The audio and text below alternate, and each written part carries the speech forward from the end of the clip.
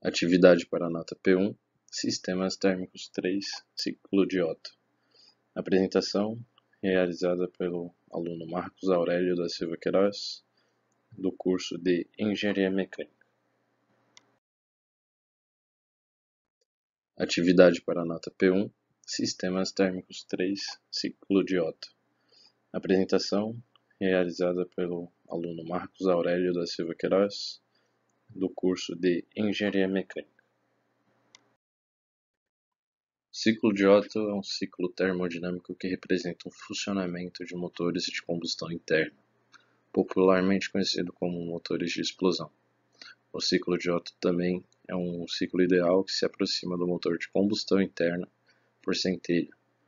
Considera que a adição de calor ocorre instantaneamente enquanto o pistão encontra-se no ponto morto superior.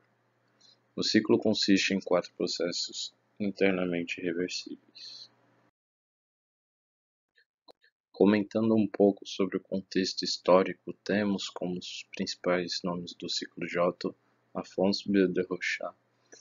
Este foi um engenheiro francês que idealizou em 1862 o ciclo fechado termodinâmico, em que se alternavam duas evoluções adiabáticas e outras duas isocóricas, assim como apresentada a figura ao lado de sua imagem. Responsável pelo projeto do motor a 4 tempos em 1876, Nikolaus August Otto, o engenheiro alemão, teve sua patente revogada em 1886, porque alguém já tinha tido essa ideia. Porém, Otto e seus 2 irmãos não se deram por satisfeitos e construíram os primeiros protótipos de seu motor, onde obtiveram grande aceitação por ter uma eficiência maior e ser mais silencioso que os modelos concorrentes. Curiosamente, os primeiros modelos eram movidos a gás e somente depois de alguns anos foram aperfeiçoados aos modelos de gasolina com admissão de ar. Basicamente, esse ciclo é constituído de 4 processos: processo de compressão adiabática, processo de aquecimento isométrico de calor, processo de expansão adiabática e processo de rejeição isométrica de calor. Neste slide temos o diagrama de Otto teórico da pressão em função do volume, onde temos um segmento de A até B, o processo de compressão adiabática, de B até C, o processo de aquecimento isométrico de calor, de C até D, o processo de expansão adiabática, e por último de D até A, o processo de rejeição isométrica de calor. O motor de combustão interna, álcool ou a gasolina, é um exemplo típico do distanciamento entre a prática e a teoria, ou entre a tecnologia e a ciência. Dentre os elementos que compõem o motor, destacam-se necessários ao funcionamento as válvulas que controlam a entrada e saída de ar ou o produto da explosão.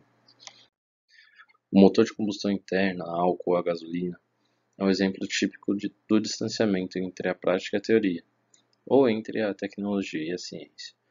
Dentre os elementos que compõem o motor, destacam-se necessários ao funcionamento as válvulas, que controlam a entrada e a saída de ar, ou o produto da explosão, a vela, que emite a faísca e que dá início à explosão, e no interior do motor, o virabrequim, que controla as várias funções do motor, como acionamento das válvulas,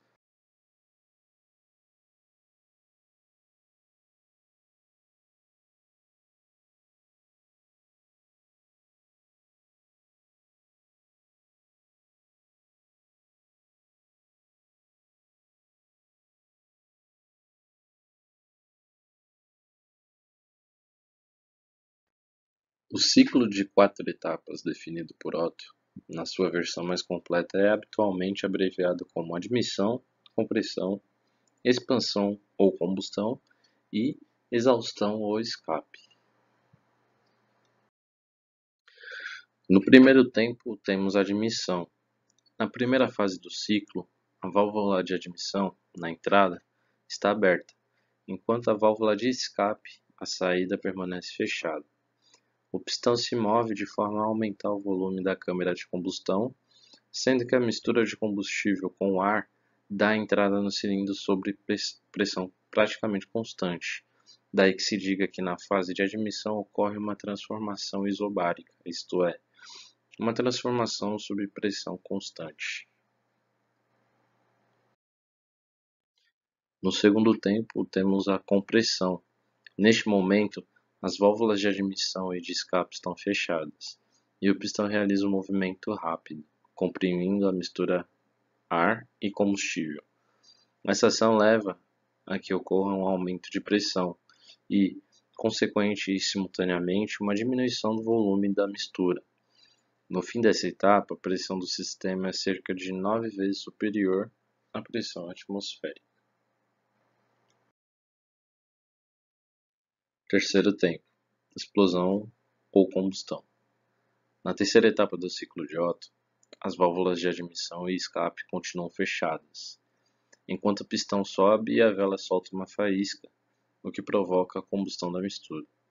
Por meio deste processo de queima, é obtida uma enorme quantidade de energia térmica, sendo parte dessa energia convertida no movimento mecânico.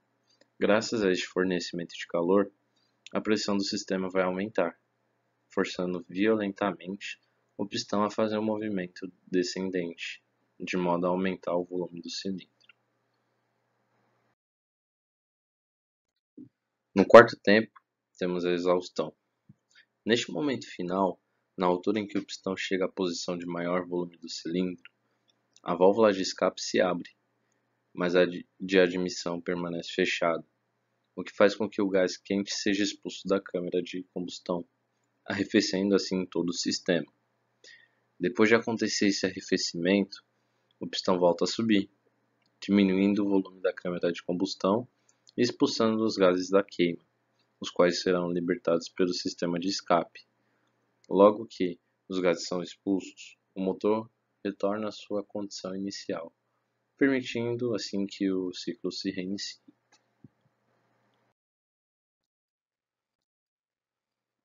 O sistema é definido como a massa de ar que é extraída da atmosfera para dentro do cilindro, comprimida pelo pistão e aquecida pela faísca de ignição injetada pelo combustível, permitida expandir à medida que comprime o pistão, e finalmente exaurir o ar de volta para a atmosfera.